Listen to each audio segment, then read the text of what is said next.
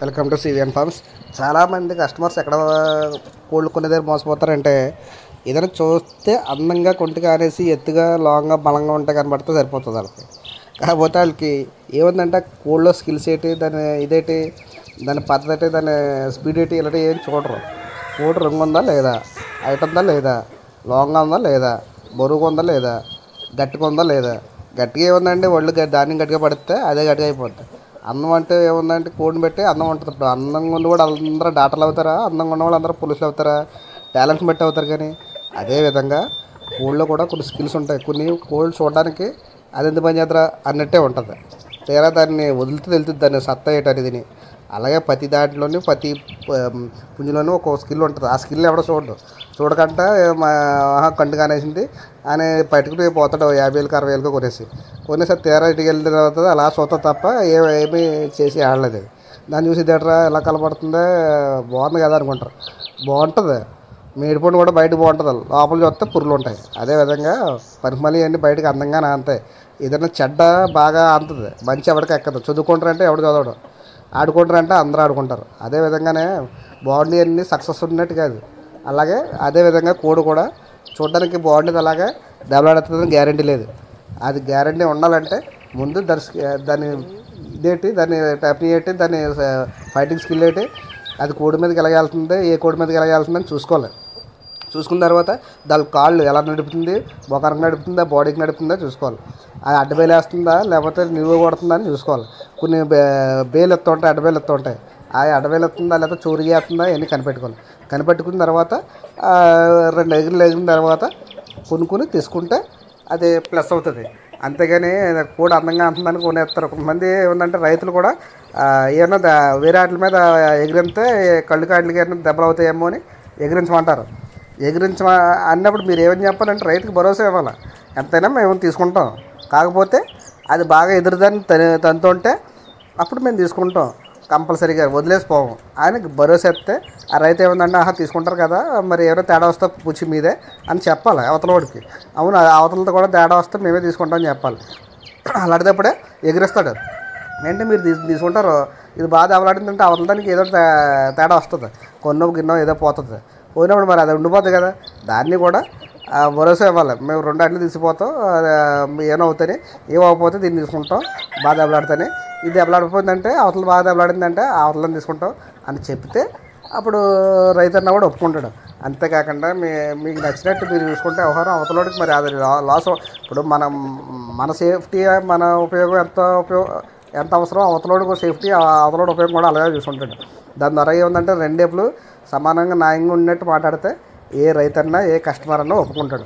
మనం సైడ్ ఆలోచించుకొని మాకు దెబ్బలాడించాలి, అవతల ఏమైపోయినా పర్లేదు, ఆ రైతు చెప్తుంటాడు ఇది వదిలితే ఇది కాళ్ళు కంటుకు నడుపుతుందండి, తేడా వస్తుందండి కోడి అని చెప్తుంటాడు.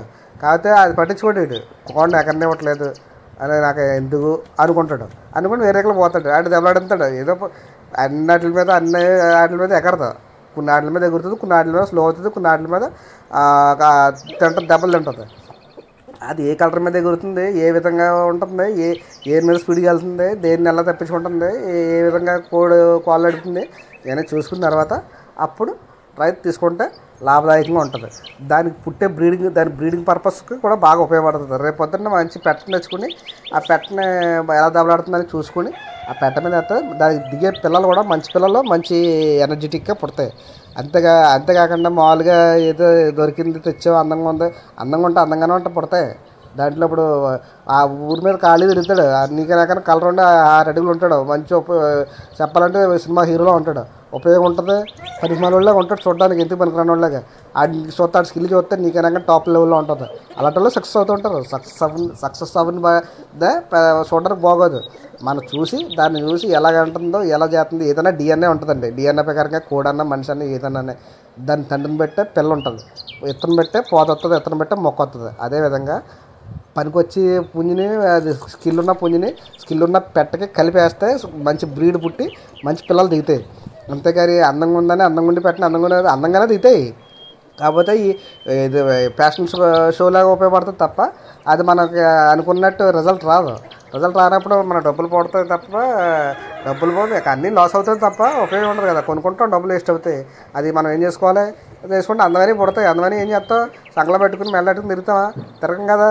దానికి ఏ విధంగా మనకు ఉపయోగపడుతుందో ఆ విధంగానే చూసుకుని చేసుకోవాలి. అంతేకాని మీరు బాగోలేదు, ఇది టప్పి పని చేస్తుంది, టెప్పని పని చేది ఇలాంటివి చూడుకోకుండా ఇది అందంగా ఉందా, కలర్ ఉందా, ఈ కలర్ అన్నట్టు కలర్ ఎక్కడ పొడి చేస్తుందండి.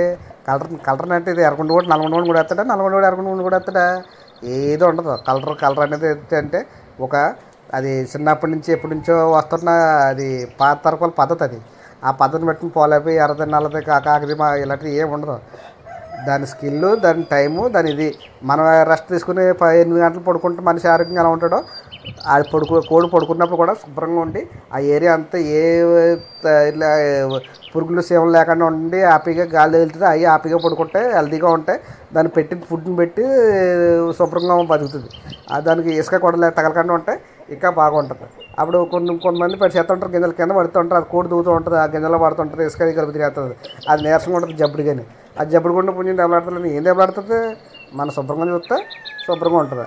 అది కోడిని ఎప్పుడైనా ఎంచుకునే పద్ధతి ముందు ఈ విధంగా నేను పై విధంగా చెప్పిన విధానంగా చూసుకోండి, కొనుక్కోండి. ఇప్పుడు ఇంత పెడుతున్న కోళ్ళు చూడండి మా పార్లో ఎలా ఉన్నాయో దాన్ని బట్టి ఈ స్కూల్ అవి కోళ్ళు అన్నీ మన ఫామ్లో చూసుకోండి ఎలా ఉన్నాయో చూడండి. దాన్ని బట్టి మీరు ఎలా మేపుకోవాలో అర్థమవుతుంది. అంతే ఫ్రెండ్స్.